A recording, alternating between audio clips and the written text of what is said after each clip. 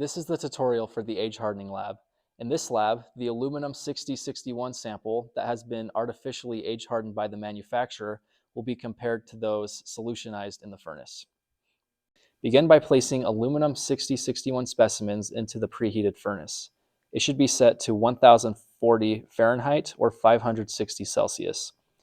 Be sure to use proper personal protective equipment, including thermally insulating mittens, the heat reflecting jacket, and heat reflecting face shield. Let the specimens sit for 45 minutes to fully solutionize. Once the solutionized specimens have reached the time limit, use the personal protective equipment and tongs to remove the specimens from the furnace. Immediately drop them into the quenching fluid. The specimens will be very hot. Be careful not to burn yourself or anyone else. After about a minute, the specimens should be cooled. Remove them from the water and be sure to collect dimensional measurements of the samples prior to tensile testing. Be sure to wear safety glasses during all experimentation. To turn on the tensile tester, use this switch right here. After turning on the tensile tester, you will use the control panel to move the grips into proper position to load the sample.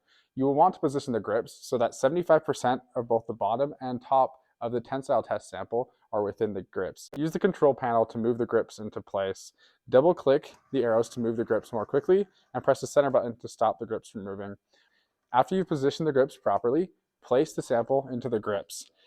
Tighten the grips onto the sample using the aluminum rings on both the top and bottom grips. After the sample has been properly tightened into place, be sure to zero both the force and extension readings prior to performing any testing. You are now ready to use the Horizon software to run the tensile tester. Be sure to only open the Horizon software after the tensile tester itself has been turned on. After the Horizon software is opened, select Tab Options. Make sure that you are not in demonstration mode and that the correct method is selected. In this case, we will be using the MAE 2165 tensile test method. After verifying those two things, enter your sample data, including the width and thickness of your individual sample, as well as the desired gauge length. After that, ensure that you enter a unique sample label name to make sure that you don't overwrite previously taken sample data as you perform the tensile test. Once you have checked all those things and ensured that both the force and stress readings are zeroed out, select the green arrow on the left side of the sample data row to begin testing.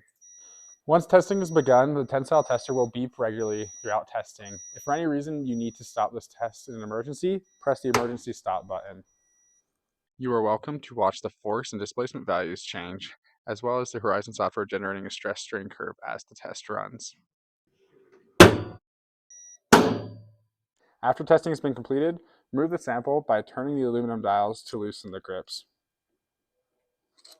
Be sure to properly dispose of samples in the right bin. After testing is done, the Horizon software will automatically save your data to the desktop or whatever folder you had specified. After the specimen has been removed from the tensile tester, return the grips to the initial position. You can do this manually by using the arrows in the control panel, or you can do it by hitting yes on the Horizon software to automatically return the grips to the starting position. Repeat these steps for both the age-hardened and solutionized samples. Be sure to save your data from the Horizon software to an external flash drive or email it to yourself for analysis. Refer to your lab instructions to know how to best report this data.